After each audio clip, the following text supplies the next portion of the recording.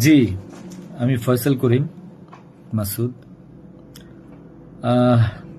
বিগত 12 ডিসেম্বর ওসমান হাদির নামে যে ব্যক্তির হত্যা মামলার আসামি আমাকে করা হয়েছে।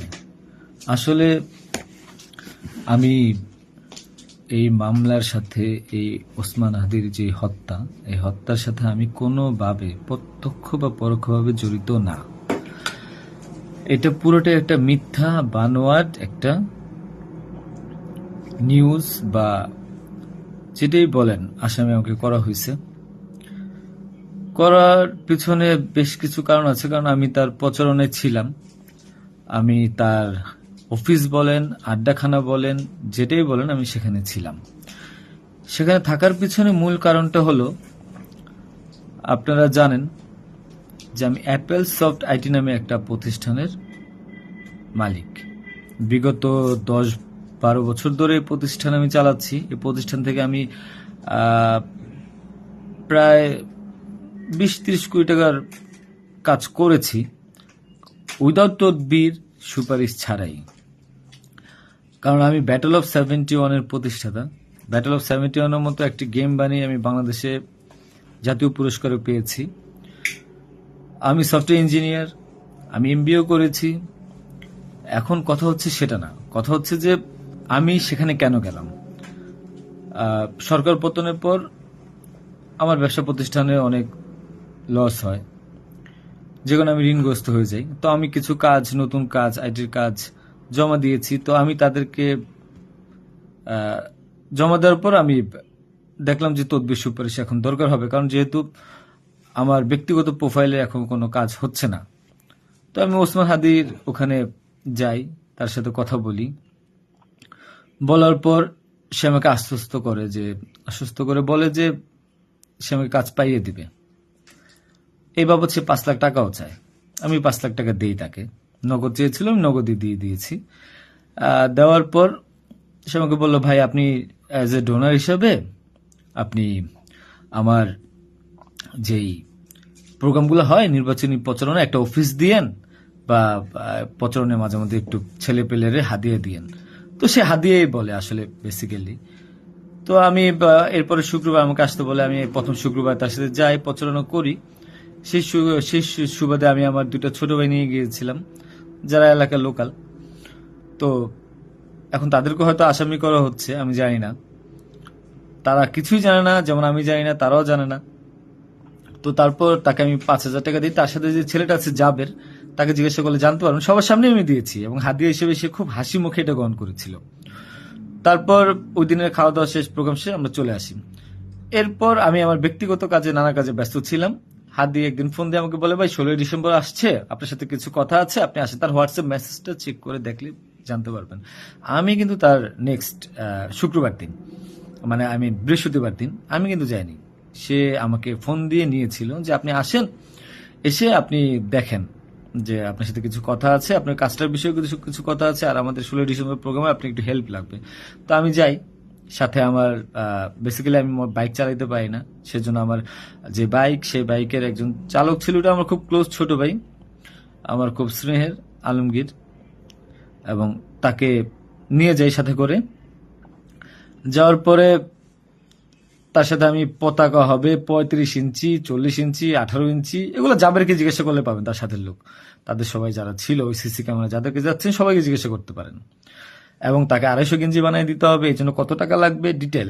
এবং ঘটনার দিন আমাকে সে রিকোয়েস্ট করে, আজকে যারাই যে আপনারা দেখছেন হাজার হাজার লোক, শত শত লোক, হাদির তো এত লোক ছিল না, কারণ সে আমাকে নিজেই রিকোয়েস্ট করেছিল যে ভাইয়া আপনি আমাকে 5-10টা পোলাপাইন দিয়েন, আর 16 ডিসেম্বরে 50টা ছেলে পেলে দিয়েন, যেন আমার পতাকাটা ধরতে পারে, আমার প্রোগ্রামটা সাকসেস করে দিতে পারে। তো দেখেন, তো ওই জায়গায় আমি তাকে আশ্বস্ত করি, ঠিক আছে আমি চেষ্টা করব। তো পরের দিন আমি যাই। পরের দিন আর মাঝখানে একটা কথা বলি, আমার এর পরের দিনই দুবাই যাওয়ার কথা ছিল, যেহেতু আমার দুবাইয়ের মাল্টিপল গোল্ডেন ভিসা আছে।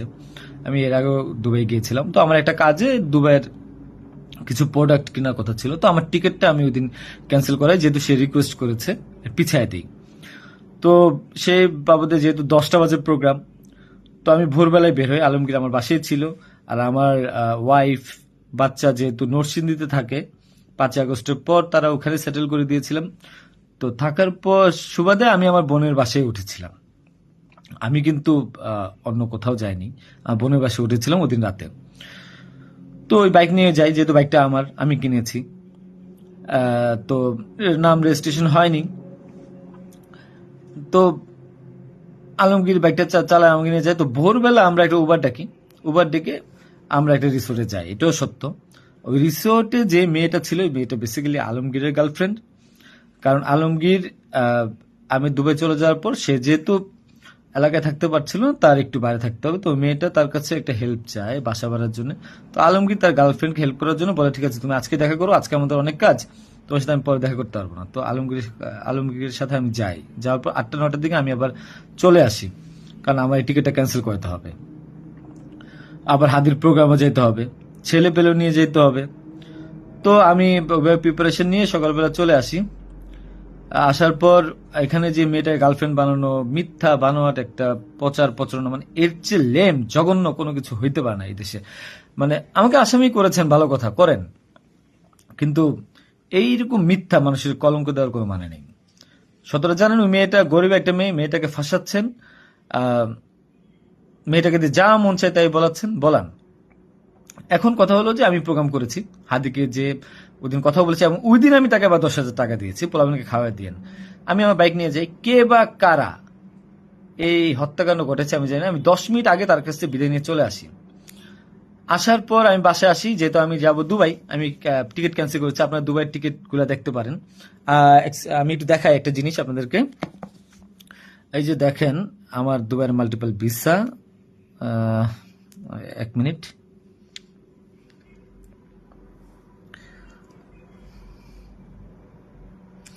এই যে দেখেন আমার দুবাইয়ের মাল্টিপল ভিসা। হ্যাঁ, ওকে। আমি এখান থেকে ক্যামেরা যেহেতু দেখা যায় না, আমি এখান থেকে দেখাই।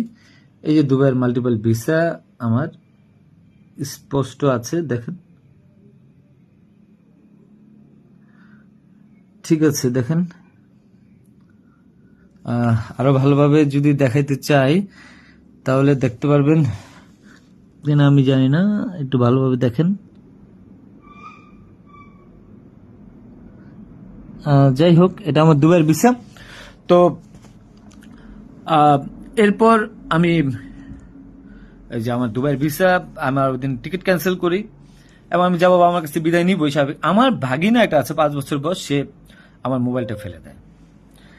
মোবাইলটা ফেলে দেওয়ার কারণে যেটা হয়েছে যে আমার এই মোবাইলটা নেওয়ার জন্য আমার দুই ভাগিনা খুব দৌড়ঝাঁপ করে মোবাইলটা নিয়ে আসে। আমার কাঁধে ব্যাগ ছিল, এখন ব্যাগকে অস্ত্রের ব্যাগ বানিয়ে দিচ্ছে, কিচ্ছু করার নেই আমার, যা বলবে তাই সত্য।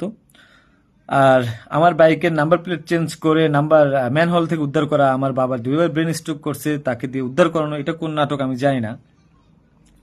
তো তারপর এই তো বাইক উদ্ধার দেখলাম, এগুলা দেখলাম। এরপর আমি বিদায় নিয়ে চলে আসি।